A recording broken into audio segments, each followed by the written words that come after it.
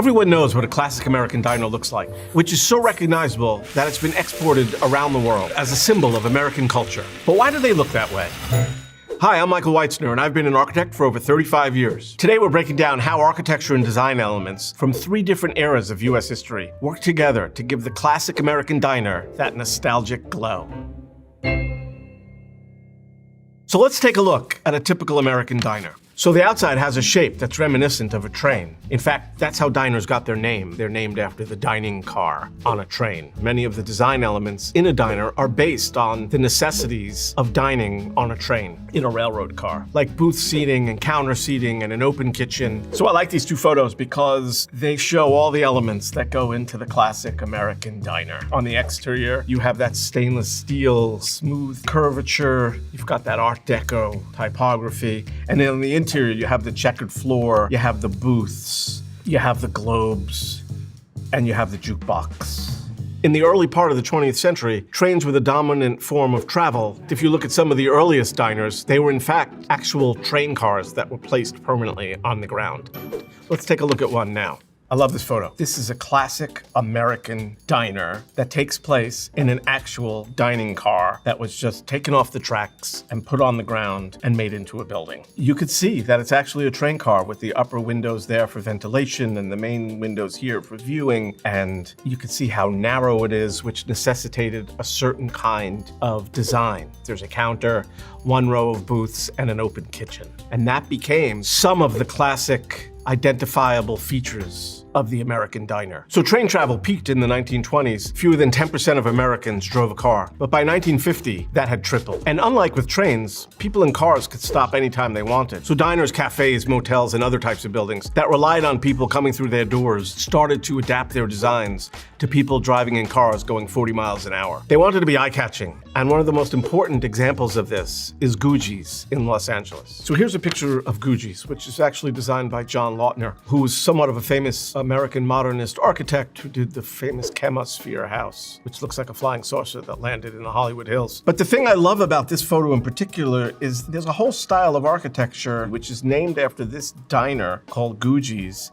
Gucci architecture was very optimistic, very exuberant. It was about abstraction and signage and brightness. What I really like about this diner is it looks like it could have been designed in the late 1980s as a deconstructivist piece of architecture with these planes that are connected by glass that almost look like they're falling down. So Gucci architecture was coined by the critic Douglas Haskell, who was referring to this diner. It's about loud signs and attention-getting buildings, new sorts of forms. It takes sort of mid-century modern architecture and takes it to a different, less serious place. And it's about a sort of optimism towards the future. Started in the 1950s, that was very influenced by space age sort of technology. Even though it takes its name from this building, this is actually not a prime example of it. It actually morphs into something else. And other designs took the idea of appealing to motorists even further, designing buildings in such a way that motorists didn't even have to leave their car. Let's look at some examples. Okay, this is such a cool photograph because basically what it is, very simple square building in the middle, and then it's surrounded by this circular form. And from this building, there are little conveyor belts that bring the food out to the cars. I just think that's brilliant. The building is actually designed as a hub and spokes, which is actually sort of like a wheel, unintentional or not. And so the signage says it's better food, but not only that, it says no tipping. And that's not an instruction, that's actually a benefit that they're advertising. Hey, no waiters, no waitresses, no tipping. Let's take a look at another example. So working on that hub and spoke idea is this sort of circular building, which is very Gucci in that it's starting to look a little like a flying saucer or something a little space age. And what's great about this one is the cars pull right up, but they actually get served by actual people in this one. But it's still a circular building, which is sort of the most efficient way to maximize the amount of cars that can pull up to the front of your building.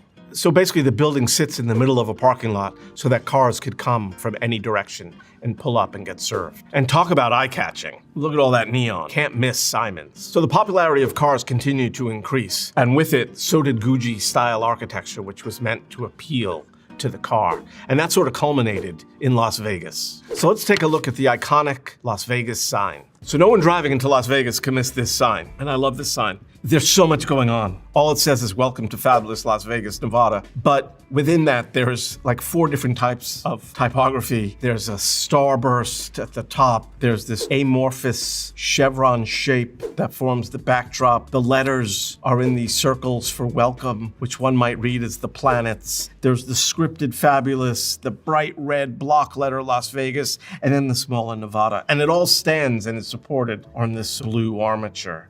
Nothing says Gucci to me like this sign. So a lot of these flourishes in Gucci architecture are really very cartoony, and it almost goes hand in hand with the rise of television at the same time as the rise of the automobile. And these sort of very simple shapes and these very two-dimensional cartoony ideas are part of that. So this is probably the most iconic of those sorts of signs that are representative of Gucci. But if you drive anywhere in America, especially in the 50s and 60s, there were tons of other signs for bowling alleys and motels and diners and cafes, and they're ubiquitous throughout the country, especially along the highways. As the excitement of car travel reached its zenith, people were already imagining what would come next. In 1955, for the first time, more people traveled by airplane than they did by train. That same year in 1955, the space race officially kicked off.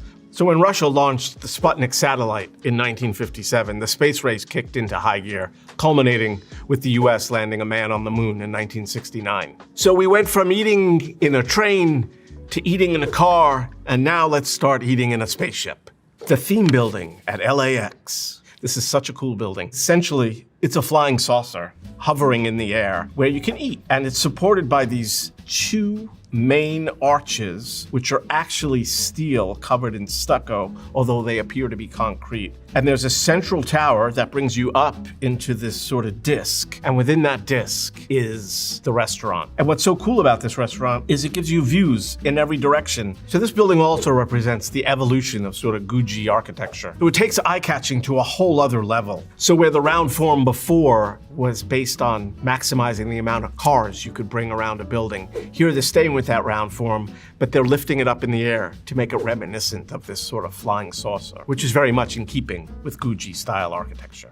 So if this building was sort of hovering, the next building we're going to look at really takes off. And that's the Space Needle in Seattle. So this is sort of the tallest example that there is of Gucci architecture. It continues with that sort of cartoon theme of this flying saucer sort of taking off, and it's very reminiscent of the Jetsons and what they would do in that famous cartoon. But I like that it's got this huge armature with these sort of curvilinear shapes, and it's got one disc sort of low to the ground, and this other set of discs really high where people eat and get a whole view of the city. And it sort of represents springing into the air this whole idea of space travel, where the impossible becomes possible. This is what the future could be. Let's build it now. So although it appears to be very optimistic and very forward-thinking, for me there was always sort of a level of dystopia involved in these buildings hovering so high, as if the Earth had been destroyed and the only place to go was up.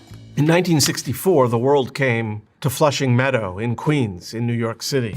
And I think it was the highest point that this style of architecture would reach. And you can see, again, this sort of idea of the hovering spaceship, this mechanized architecture where it sort of plugs in, and you can see the towers that hover above, like we saw, that were just reminiscent of the Space Needle and the theme building. This was the last time this sort of architecture, which was so forward and so exuberant, it sort of ended here. So the 1964 World's Fair was all about technology and the optimism of the future and what could be. And then it all came crashing down. That sense of the optimism for the future and the patriotism ubiquitous in the space race came back to Earth with the rise of the Vietnam War and the fight for civil rights and the assassinations.